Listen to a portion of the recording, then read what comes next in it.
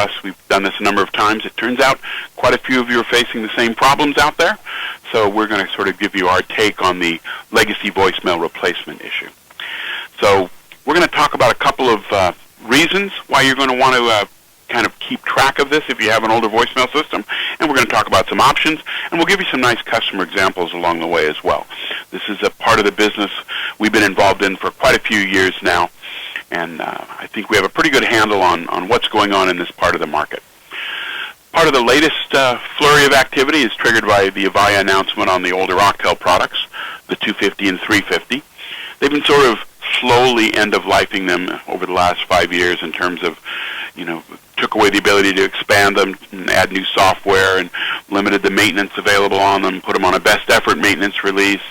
And now they've actually come to the point where they're admitting that within the software, there's a ticking time bomb that says at a certain point in time, these systems simply won't work correctly anymore.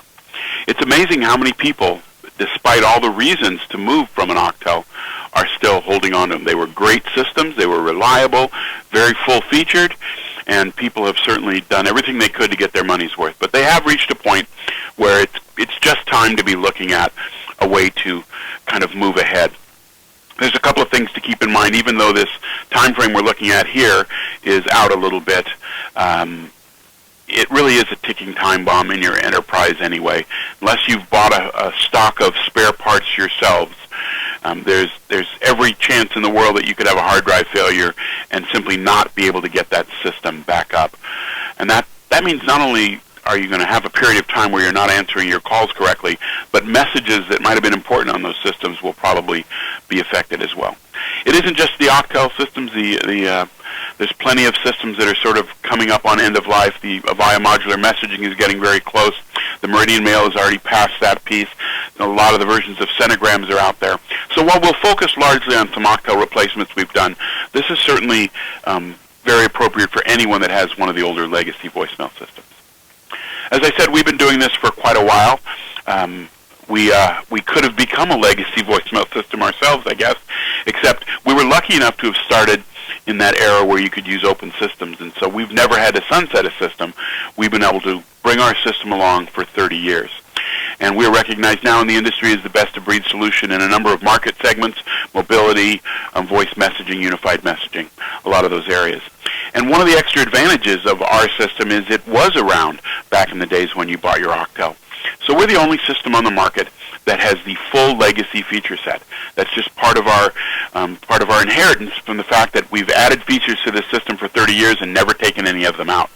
So while we won't go into great detail on the features on the CXE system, you can just kind of know that everything you have in your system today is in our system because we had to have those features to compete over the years. Might not be a household word to some of you, but we have been around in the industry since the earliest days. We have over 10,000 customer sites out there, and from 1982 when we started up till today, and we've been growing and tuning this same product. One of the things a little different about us, of course, is we've never been owned by a PBX vendor or a router maker or anybody else, so our focus has always been much broader than everyone else's. We like to make a product where those representing our product can walk in the door and tell you about all our wonderful features without presenting you a list of things you'd have to change to take advantage of them. We are the masters of extending your infrastructure life. Everything we do, we'll do with the oldest PBX out there. So this is not one of those, if you'd like to have these features, you're going to have to upgrade your infrastructure. So many people will tell you to get the good unified communications features, you have to take out all the old stuff and put in all new. And we're living proof that that is just not the case. We connect to everything in the telephony world, the groupware world, network architecture-wise, and we'll talk a little bit about some of that, but there's some, if you have a specific kind of environment where you think maybe yours is unique and we can't help you, you should really, at the end of this, Emily will give you some contact info, and you should get in touch with us because there's really no environment out there that we can't put our products in and make them fully functional. And that not only includes with what you have on your site, but how you've deployed your site. Over the years, we've moved from a product that basically sat in the phone room connected to the phone system to one that now can be anywhere. We support a full implementation on your site in a single enterprise. throughout your private cloud, multiple sites, flattening your infrastructure, a hybrid cloud solution where our solution might be mostly in your cloud, but you're going to move your groupware perhaps out with Office 365 or Google, and all of those are the same for us. And even a public cloud hosted type solution, we've seen people deploy the product. So whatever your infrastructure, you can rest comfortably that we can match that and deploy all the functionality we're going to talk about today. As I said, we've been doing this for quite a while. We have a little different background in that we're actually two companies rolled together. The first company was originally AVST, and like I say, it's been about 30 years in the making. And in the early days of voicemail and call processing, we were one of the key players and managed to keep ourselves separate from everything else, so we were never acquired, we were never refocused to do something different. So we've been in that market building that product for years. And we took it, of course, beyond voicemail. And we're going to talk very little about the advanced applications today, a little bit about some of our mobility at the end when we look at one of the customer testimonials we're going to talk about. But we have webinars on that as well if that's an interest of yours. The other company, about 15 years ago, was founded mostly to take advantage of the speech recognition technologies. Even back then, even 15 years ago, the mobility concept was very powerful, and the ability to give mobile users a speech interface for safety and flexibility was a strong one. So about 10 years ago, we rolled those two companies together, and we've been working on integrating everything into this single product called CXE.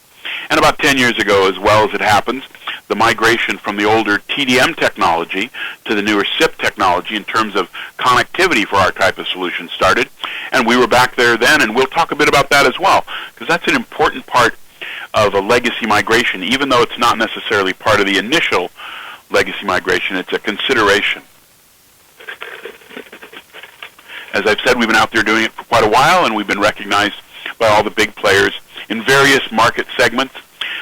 Frost & Sullivan sees us in the unified messaging space. A number of analysts talk about our Atom product, which I said we'll discuss a little bit at the end in terms of first in the enterprise mobility space. Gartner has always ranked us at the top for unified messaging, personal assistant, and voicemail.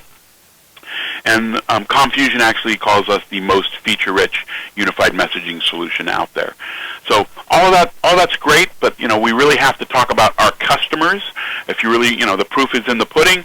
And here are some of the segments in which we've actually made quite an entree into these segments. In healthcare, we've got so many references. Like I said, it's about 15,000 healthcare organizations that use ours. Got to be a reason for that. Higher ed, same thing. 50% of the California university schools use ours. We have the largest private university in the nation. We have about 1,100 educational institutions. And enterprises, 20% of the Fortune 500 are using ours, including some names there. Now, what's interesting is part of this specialization in these areas comes from the fact that these were also the education, healthcare, and the larger enterprise were the areas Octel made its very first inroads into. So it makes sense that we do so much Octel replacement business that we would be very strong in these segments as well. Now, we can kind of talk about this in generalities, but it's good to shift to a specific customer example. And we have lots of those, like I say, 10,000 installed customers out there. But we'll pick a couple here that particularly looked at the challenges of moving from a legacy system, bringing that forward into a more modern system, and what their challenges were and how they addressed them. City of Baltimore, ranked as one of the top 10 most savvy city governments, and they went through an extremely comprehensive RFI, RFP, and bid process. They were very diligent in understanding what they had, what they needed, and where they were going in the future, because all three of those components are a key part of replacing any legacy component.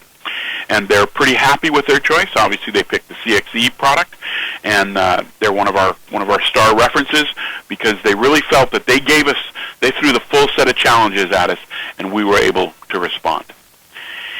If you look at the kind of customers who are replacing a legacy voicemail, it's kind of, like I say, where Octel went first, but there really isn't a market segment in that we haven't been successful in. Our product is extremely feature-rich. So while we do vertical marketing, and there are things within verticals that we focus on, it has a very horizontal nature to it as well. Everyone has kind of the same communications problems as the baseline of their infrastructure, and we do extremely well at that. And as you notice, these are not small companies. We are an enterprise player. That's the space we're in, and that's where our product really shines. And if you look at that reference set, you'll find as we go out and propose our product, references are extremely important. People want to see a reference not only in their area, in their market space, in their size range, but one that has their same kind of infrastructure challenges. And the great thing about us being in business this long is we have those references. In the case of City of Baltimore, we were able to go to a couple of relatively local places that had done the same thing, the same kind of legacy replacement in the same mixed environment, and had the products over varying lengths at times, and they were able to say that yes, the migration went extremely well. And those are the kind of challenges you have when you're getting ready to take out that legacy system that, let's face it, it's been in there for years and it's doing a fine job. If it wasn't coming to end of life, you probably wouldn't even be looking at replacing it. But you still need to be careful because you don't want to move backwards when you do that. So when we sit down with a prospect, we kind of lay out the whole strategy of first, what are their challenges? And then second, can we address those and how would we do that? And then third, we build the business plan in terms of making sure that's a smooth migration that it should be very painless for the users. So these are the challenges that the City of Baltimore laid out for us. The first one, they had to replace their legacy Octel system. They had no choice, as is the case with everybody. Now, some of the people that have other systems that aren't the Octels, they have a little more time to deal with this, but the idea is the same. Eventually, you have to get off that legacy system and move to something new. And while you're going to do it primarily because you have to, you also want to set yourself up for success in the future. So in the case of the City of Baltimore, they knew they would be facing a transition in their telephony infrastructure to voice over IP in the future. They wanted to make sure they weren't backing themselves into a corner with a choice they made today in the legacy voicemail replacement. They also knew they had an extremely large system. They were still, like many governments, and city governments and local governments in particular, very telephony-centric. They still do a lot with phone calls. And so they had this volume of calls they needed to make sure that they could handle on this new system. But they also at the same time knew that communications is changing, and they had a mobility initiative that says there are things we have to do to make ourselves easier for our constituents to do business with us that involve mobility. So these are the areas they wanted to look at. From the replacing the legacy system, this is where the references came into play. They were able to talk to basically as many people as they wanted to that had replaced the legacy system. They wanted to make sure the process went well. And in our case, we are just designed for this. We've been doing these products for over 3 decades. We have a great set of features. We have a great licensing scheme where we don't license individual mailboxes, which makes it very easy to move over and kind of be able to deploy the various groups on the speed you want to do it. And then we have the alternate telephone user interfaces. These interfaces are something we've built into the product over the years, and they are the most accurate emulation of these legacy interfaces around there. So in this case, they were interested in the Octel ARIA interface, and our Octel ARIA is a top-to-bottom keystroke map. It is not just the top few levels, which is the case for most products, but a new user on the first day of business can log into their mailbox, listen to their messages, send a message, address it to multiple recipients, forward a message, delete a message, all using the same exact keys that they already know. The impact on the infrastructure is absolutely minimized by having this. Now, we don't have interfaces for every system, but we do have the main legacy systems, the ARIA and the Serenade from the Octel line, the Avaya Intuity Audix, the Nortel Meridian Mail, the NewPoint Centigram, and the Adomo and the Kinesis and Repartee from the Active Voice product line. So with those, the impact on the organization is really minimal, and that's a key piece for everybody. Nobody really wants to bring 10,000 employees into conference rooms and train them on a new voicemail system. So this is a part you really want to look very closely at. While lots of people will say they have these, you should really get a key map and look, because for so many of these, they'll map the top couple of layers. But from our point of view, if you don't map at all, you still have a retraining thing you have to face. We also have some legacy pieces left in there in terms of networking. So if you're networking old systems together and you're going to replace them one at a time, we still work with those legacy networks. So from that point of view, City of Baltimore not only talked to people who had done this, but we were able to address all their concerns on how we could replace their legacy voicemail. Their next piece was a little more open in terms of they weren't so far down the line that they could say, well, we're moving our current infrastructure to this new infrastructure. They were looking at it. There's a number of players they're considering.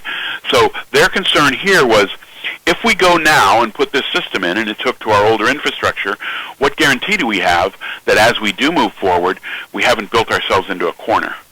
And from our point of view, the guarantee is a pretty solid one. We integrate using IP with every major system out there that supports an IP integration. We do that already. All of our greenfield customers, so if somebody buys a new system from any of these manufacturers and our product along with it, which is very, very, very common, we're going to be using the IP integrations for those today. That's the way people do it, and we're happy to do that and been doing those, as I said, for 10 years. So while we have all the old traditional integrations, so you can put this product into your existing infrastructure, we have all the new integrations as well. And we're unlike any other vendor. All of our integrations are native. While we can support dialogic media gateways, and for certain features, those are really good, all these integrations we list here are native direct integrations, direct from our product to the voice over IP system. We never require gateways or anything along those lines. And having that kind of control for the direct integrations gives us a lot more flexibility in how we handle high availability and multiple integrations on a single system and things along that line. Their next challenge, it was volume. I mean, these guys, they still are a very voice-centric company, which is very typical in government and particularly local government, because the constituents have phones still. Yes, it's not that things aren't moving to the web like they are everywhere else, but they tend to move slower when you have that wide public as your audience.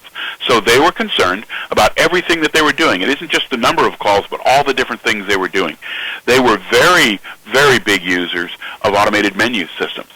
They had over 100 automated attendant menus on the older Octel that got hammered every single day, that were threaded through their business processes, absolutely critical to the way they were doing business that day. They could not afford to put a system in that didn't have all of this functionality.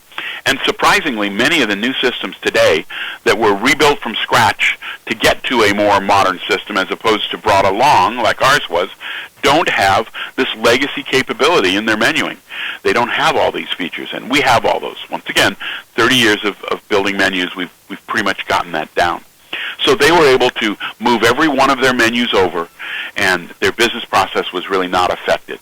And this includes things like some of the menus are 24 hours a day, some of the departments have different scheduling, they had audio menus, they had fax libraries. All these things are an integral part of the CX system. So as long as we catch that information up front, then when the deployment time comes, it's a very smooth cutover. And today, they're taking over 120,000 calls a month on that system, and it's working flawlessly.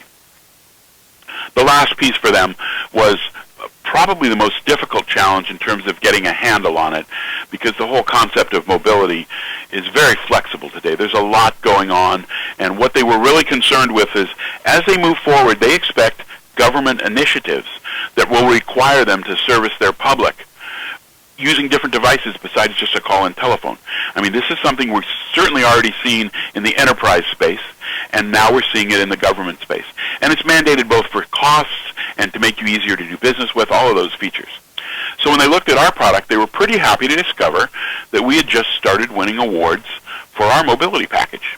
It had just barely been out when they started this, and we were able to sit down in front of them and talk about Adam, the AVST Total Office Manager. And Adam is a suite concept where we take the things we do with this platform and build them into a single license for a mobility user. And we do the normal things like unified messaging and speech recognition and things that a lot of people have in their product, but we have a lot of unique things as well, and we'll look at those over the next couple of slides. Because this is a piece that's different. While you may not be looking at buying a mobility solution as you're replacing your legacy voicemail, now is the time to understand these architectures to make sure the choice you make today leaves you open to do whatever you want in the future. So we have little message slides about Adam, and one of them is Adam tells others when you're away. One of the things about voicemail that makes it maybe not so popular is the greeting. Hi, this is Neil. I'm not here. Leave me a message. There's really no valid informational content there other than you didn't get through. And if you're going to take a message, at least understand how to take that message and what you can do to the caller to make that a better experience. And secondly, why is that set up that way? There are times when you can take calls, but your system isn't connected right to tell you that. So what we've done with our Atom setup is we use what's called context. In other words, we use the information available to us in your existing systems to better route your calls and better inform your callers. So in the case of a call coming in for a user that has Atom, we can do things like look into the calendar, and in the calendar we'll see he's in a meeting. And in a meeting he probably doesn't want to take a call. So at a very minimum we can say to the caller, Robert Johnson's currently in a meeting and he'll be back at 11. Or we could use an instant messaging status where we find out the instant messaging says he's put himself in Do Not Disturb, so then we can play a greeting saying that caller is not available and take a message. We also have other options where, in the case of the person in the meeting, if you want, you can set up the system with our mobile client to do a pop-up that will actually tell you you have an incoming call, so you can sit in a meeting and quietly, silently triage incoming calls. If that person's in your contacts, you'll get a pop-up saying, Mark Reed is calling you, what do you want to do? You can take that call, you can hit a button and play a greeting to your caller saying, Robert Johnson wasn't able to answer your call, but we'll call you back in 30 minutes. There's just a whole new world. As good as it is to take messages, it's much better to complete calls if you possibly can. Atom knows your location. This is probably one of the things that's generated the most buzz for us in terms of call routing. We all have multiple devices, and some of us even have systems that will let us go in and change. At certain times of the day I want my calls to go here, other times I want them to go there. But users, they just generally won't do that. They'll let the call go to voicemail because it's not that they're lazy, but this is a tool to them and it shouldn't be that hard to use. So what we do is automate location. Now, people have, a presence server, they have Link, and that's kind of good. It knows if you're at your desk or not. But the thing that really knows where you are, that really knows your location, is your mobile device, because your mobile device is with you pretty much all the time. So with our clients for Android and iOS devices, you can actually go in and educate your device about the locations you want to keep track of. So as a user, I went in, Bothell happens to be where our engineering office is, and I built a location, said this is the Bothell office. How you recognize it is the Wi-Fi that you see, that's my Wi-Fi, so when I'm connected to that Wi-Fi, you'll know I'm in the office. And also go out and do a triangulation with the mobile device itself. The mobile device knows where it is relative to the cell towers, because it has to know which tower to connect to. So you can actually reach in and pull that information out and have a location. So I built this location, then I went home and built one, and now I have a set of rules that says during working hours, when a call comes in, send it to my desk, send it to my home office if I don't answer, send it to my mobile phone. But what actually happens is when a call comes in, it says, I'm supposed to ring the desktop, but I know he's not there. From this location app, I ping his phone and he isn't there, so let's move on. The next thing I'm supposed to do is ring him at the home office. Is he there? No, I happen to know he's not there from the same thing. The mobile device tells me he's not at home. Therefore, let's just send the call straight to the mobile phone. So a much more effective and efficient way of routing those incoming calls, because as we say, completing a call is so much better than taking a message. Atom goes mobile when you do. We talked about the mobile client. The mobile client does all the things you'd expect it to do for a company like ours, like messages and things like that. But it also does a lot of additional things as well. Our mobile clients are very powerful devices. They do some very unique things. You saw some of the call screening pieces we do. We have a complete speech user interface, so if you're in your car, you can call in and use speech commands to do everything. Much safer, more legal in most cases. So from a mobile user perspective, we are definitely set up, and the city of Baltimore was able to look at it quite comfortably and know that when they're ready to look at these alternatives, we have everything that they're possibly going to need. We've also taken the admin piece where administrators will tend to be away from their desks, and people will call and say, hey, I've locked myself out of my mailbox, or somebody will call from HR and saying, we've just terminated an employee, could you kill this mailbox as soon as possible? So you can actually do a lot of these little functions from a small browser format mobile client. Now this is shown on an iPad mini, but actually this works just as well on your telephone browser. We talked about completing calls and giving better information to callers. That is one of the key things that Atom does. Atom provides a much better personal touch. So for years, we've had a call screening feature in the system. If I happen to be in the car and I'm driving, one of our salespeople calls me. I've just pulled into the parking lot at work, and I answer my phone, and it says, "You have a call from Mark Reed. Say accept, reject, or acknowledge." Now, I want to talk to Mark, but I really don't want to have this, I don't want to sit in my car and have this conversation. So I say acknowledge. The system has me record an acknowledgement message. I say, "Mark, listen, I'm just getting out of my car. I'll get to my desk. I'll call you back in about 5 minutes." I hang up. Mark hears Neil Butler was unable to take your call, but left you this personal message. Now, unfortunately, between the car and the desk, I can get hijacked and forget that caller. But as soon as I open up my messages, I will see that message that I left, and I can click on it and make that call back automatically. The same thing in meetings where you can't answer your call to find out comes from the mobile client, where when somebody calls, if they're in my contacts or they're one of my system users, I'll get a pop-up. It'll tell me who's calling, and then I can acknowledge that call in the same way by doing a recording. I can acknowledge it silently by hitting a button and playing some pre-recorded prompts to the system, or I can just ignore it and send it to voicemail. So many of us sit in meetings all the time, and we're kind of triaging that email, because there are things, let's face it, important enough in your day that get you out of those meetings where you have to respond to them.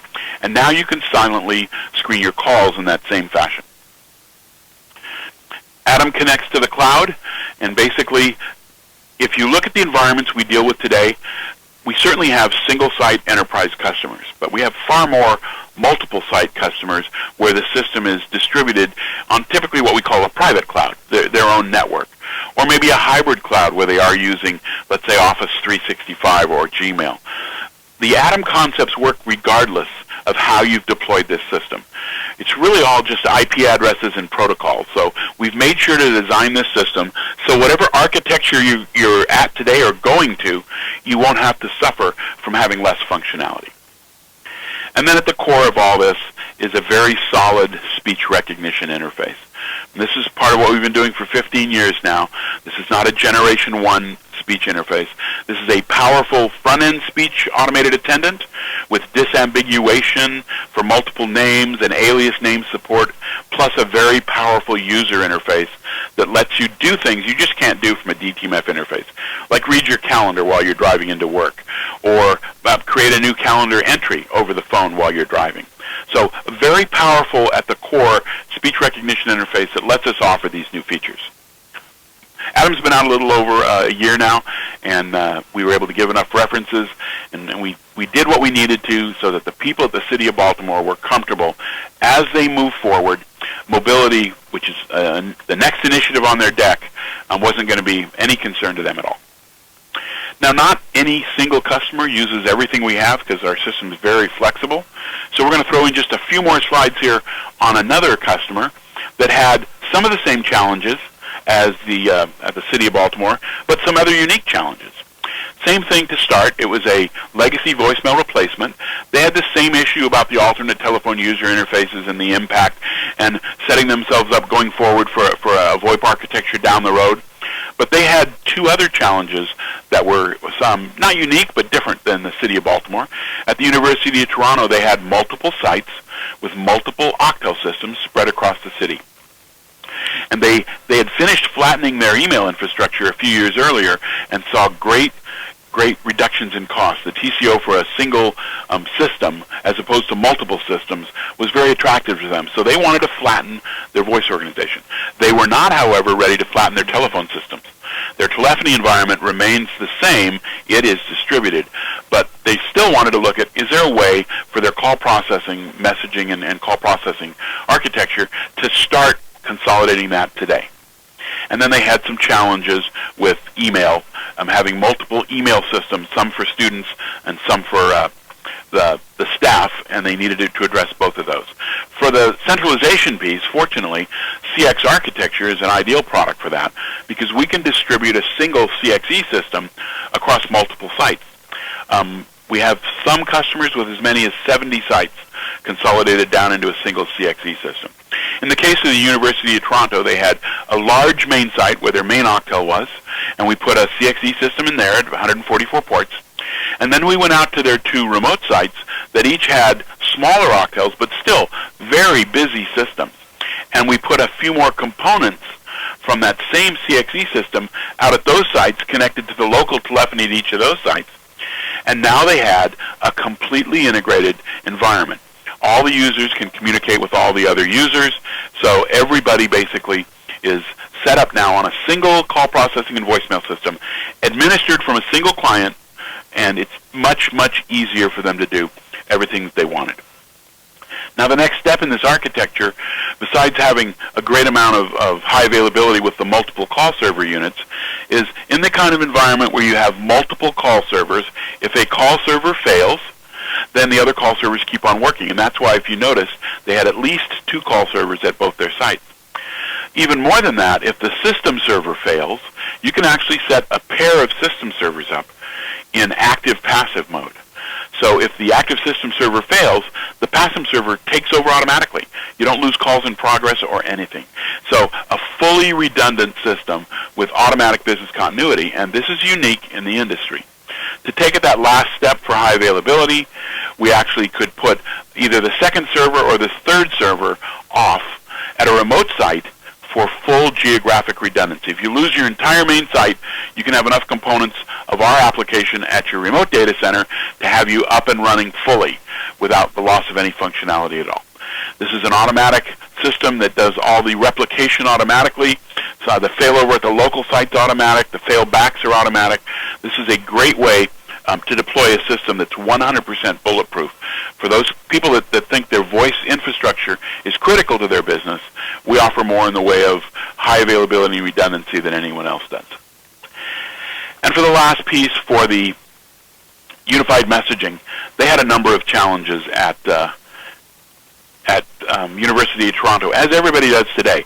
And the challenges are sometimes multiple email systems, sometimes architecture issues where for some types of users they're not comfortable doing unified messaging if it requires putting email messages into or voicemail messages into the email store. All these challenges, they make it difficult to have conversations in terms of deploying these. Fortunately, because we've been doing unified messaging since 1989, we have a very flexible approach in terms of message store. On a per-user basis, the messages can be stored in email. They can remain on our system. In terms of the number of email systems you can connect to, you can have 4 or 5 or 6 email systems with different users on different systems without any problems at all.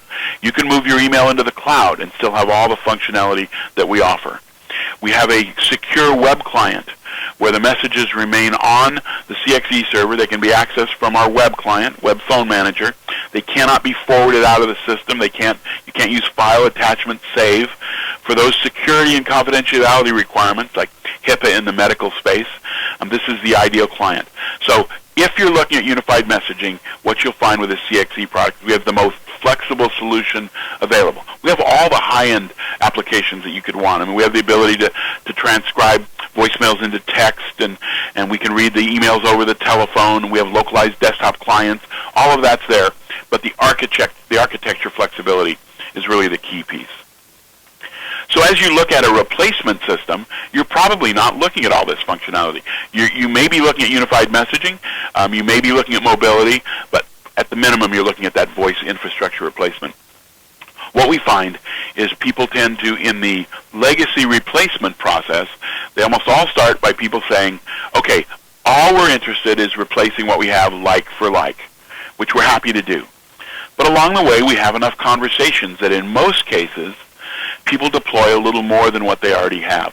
They find out a number of the unified messaging features we have are free. So for what you're going to pay to replace a legacy system, you can give your users unified messaging at the same time. Maybe roll it out in a staged deployment. So typically, it starts with us talking about one feature set. It ends up going in the first pass with a little more than that.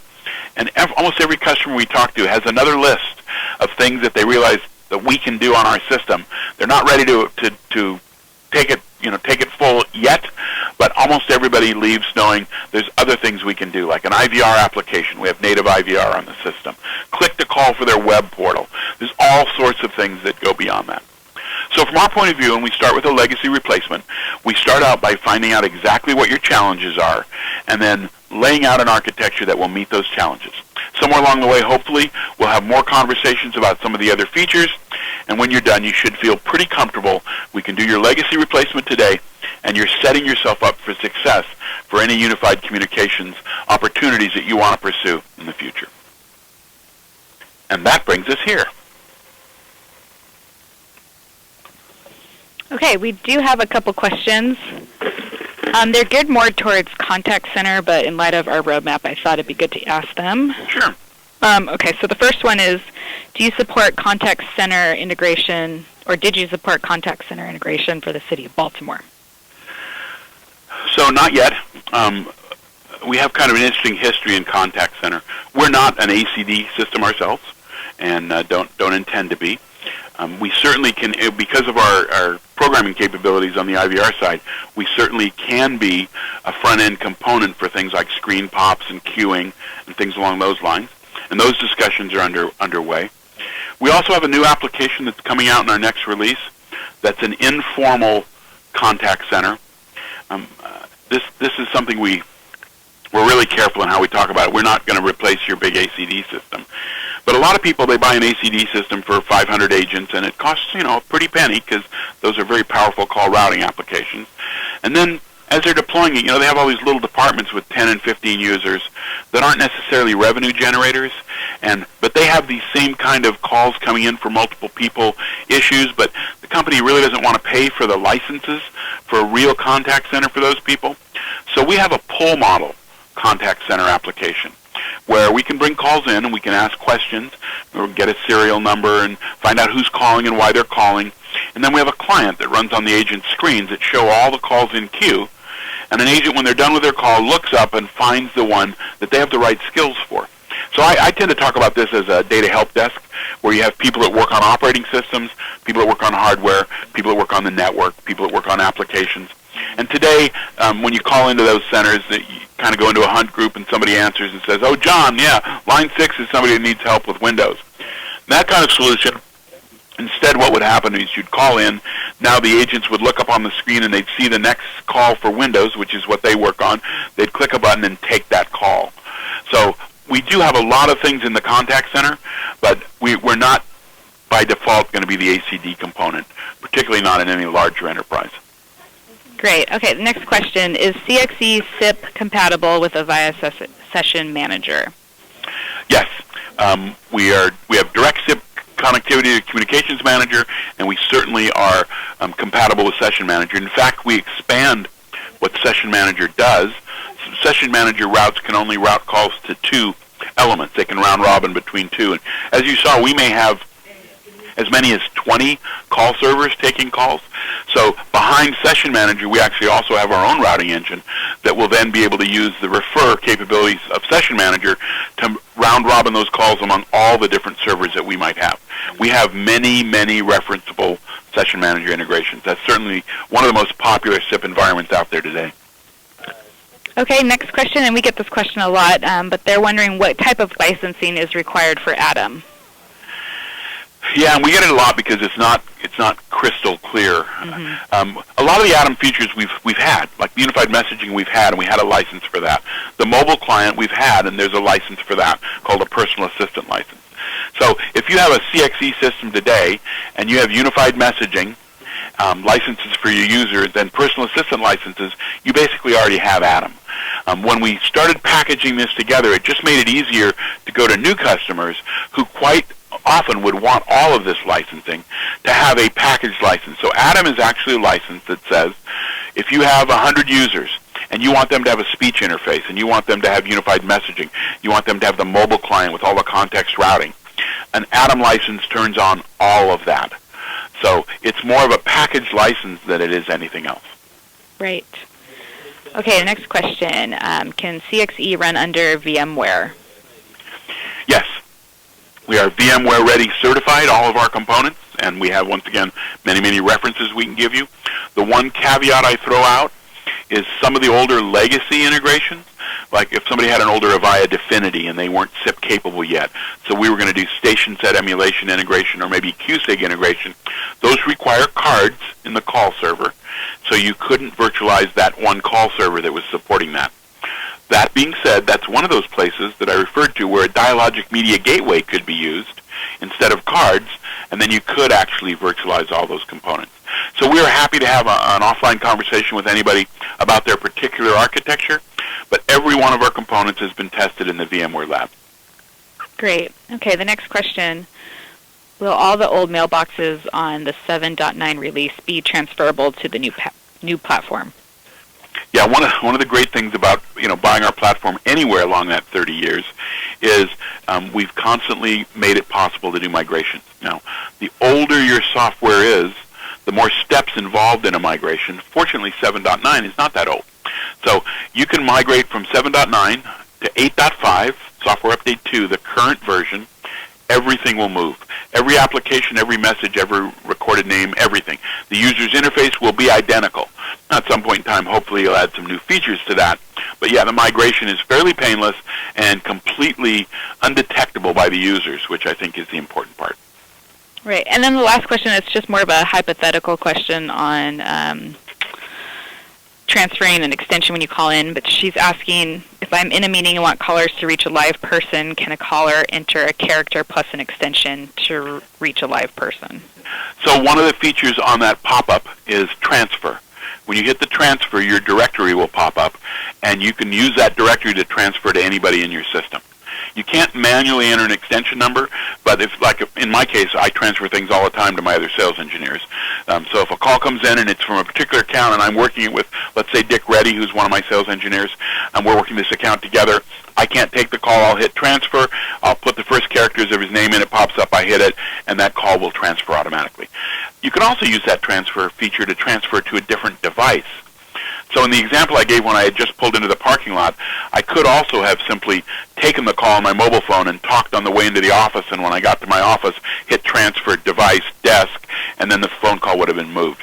So the ability to transfer an incoming call without answering it is part of what's in the system. Great, and that looks like those are all the questions. Again, we want to thank everyone for joining us for our webinar, and if you have any feedback or comments or questions for us at all, you can always email us at info@avst.com. And you will also receive the slide deck for this presentation as well as a recording of the webinar once that's available. And Neil, did you want anything to add before we close out? Just like you, I'd like to add my thanks. I know it's hard to carve time out of your day to do this. This is what we're doing today, Emily and I. This is on our calendars, so it's a little easier for us to be here. We always appreciate it. Hopefully you find these useful. We really love feedback, so tell us they're too long, they're too short, here's something we need to cover, and just give us whatever feedback you can so we can keep doing these and make them better and better for you. Thanks, everyone. Have a great day.